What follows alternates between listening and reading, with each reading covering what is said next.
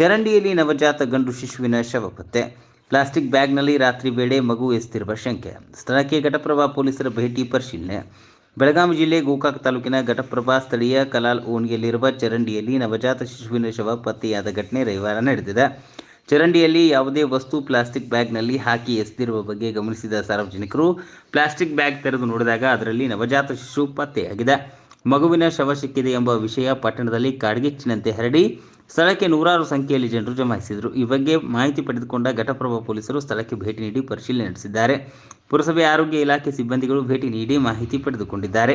ಹೆಚ್ಚಿನ ಸಂಖ್ಯೆಯಲ್ಲಿ ಆಸ್ಪತ್ರೆಗಳನ್ನು ಹೊಂದಿರುವ ಘಟಪ್ರಭಾದಲ್ಲಿ ನವಜಾತ ಶಿಶುವಿನ ಶವ ಪತ್ತೆಯಾಗಿದ್ದು, ಇದು ನಗರದಲ್ಲಿ ನಡೆಯುತ್ತಿರುವ ಅನಧಿಕೃತ ಗರ್ಭಪಾತ ಕರಾಳ ದಂಧೆಯ ಭಾಗವಾಗಿದೆ ಎಂದು ಸಾರ್ವಜನಿಕರು ಆರೋಪಿಸಿದ್ದಾರೆ. ಪೊಲೀಸ್ ಇಲಾಖೆ ಹಾಗೂ ಆರೋಗ್ಯ ಇಲಾಖೆಯವರು ಈ ಪ್ರಕರಣವನ್ನು ಗಂಭೀರವಾಗಿ ಪರಿಗಣಿಸಿ ತಪ್ಪಿತಸ್ಥರ ವಿರುದ್ಧ ಶಿಸ್ತು ಕ್ರಮ ಕೈಗೊಳ್ಳಲು ಆಗ್ರಹಿಸಿದ್ದಾರೆ.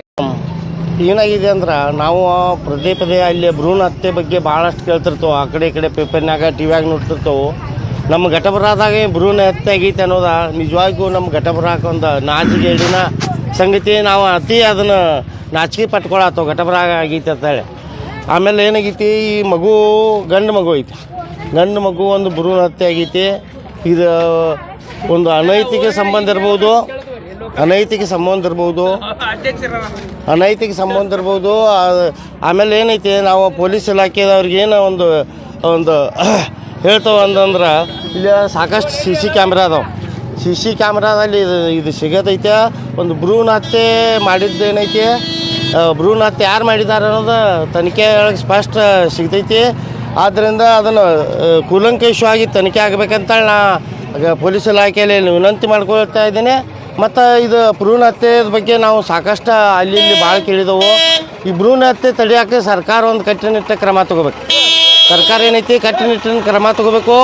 ಈ ಭ್ರೂಣ ಹತ್ಯೆ ತಡೆಯೋಕೆ ಒಂದು ಕಠಿಣ ಕಾನೂನು ತರಬೇಕು. ಕಾನೂನು ತಂದ ಈ ಭ್ರೂಣ ಹತ್ಯೆ ಮಾಡೋರಿಗೆ ಕಠಿಣ ಶಿಕ್ಷೆ ಆಗಬೇಕು. ಮುಂದಿನ ದಿನದಾಗ ಈ ಭ್ರೂಣ ಹತ್ಯೆ ಸಂಪೂರ್ಣ ಕರ್ನಾಟಕದಾಗ ನಿಷೇಧ ಆಗಬೇಕಿದೆ. ಅಂಥ ಒಂದು ಕಾನೂನು ತರಬೇಕು. ಮತ್ತು ನಾವು ಪೊಲೀಸ್ ಇಲಾಖೆದಾಗ ಏನು ವಿನಂತಿ ಮಾಡ್ತಾನಂದ್ರೆ, ಏನು ಇದನ್ನಾಗೈತಿ, ಇದನ್ನೇನು ಭ್ರೂಣ ಹತ್ಯೆ ಮಾಡಿದಾರಲ್ಲ, ಈ ಪಾಪಿಗಳಿಗೆ ಕಠಿಣ ಶಿಕ್ಷೆ ಆಗಬೇಕು. ಏನು ಮರಣ ದಂಡನೆ ಒಂದು ಕೊಲೆಗೇನು ಒಂದು ಶಿಕ್ಷೆ ಐತಿ, ಅದಕ್ಕೆ ಹೆಚ್ಚಿನ ಒಂದು ಇದು ಅವ್ರಿಗೆ ಕಠಿಣ ಶಿಕ್ಷೆ ಆಗಬೇಕು. ಅವ್ರು ಅರೆಸ್ಟ್ ಆಗಬೇಕು. ಅವ್ರಿಗೆ ಕಠಿಣ ಶಿಕ್ಷೆ ಆಗ್ಬೇಕಂತ ತಮ್ಮ ಮೂಲಕ ನಾವು ಒತ್ತಾಯ ಮಾಡ್ತಾಯಿದ್ದೀನಿ ಸರ್. ರೆಹಮಾನ್ ಮುಕಾಶಿ, ಕರ್ನಾಟಕ ರಕ್ಷಣಾ ವೇದಿಕೆ ಜಿಲ್ಲಾಧ್ಯಕ್ಷರು, ರೈತ ಘಟಕ.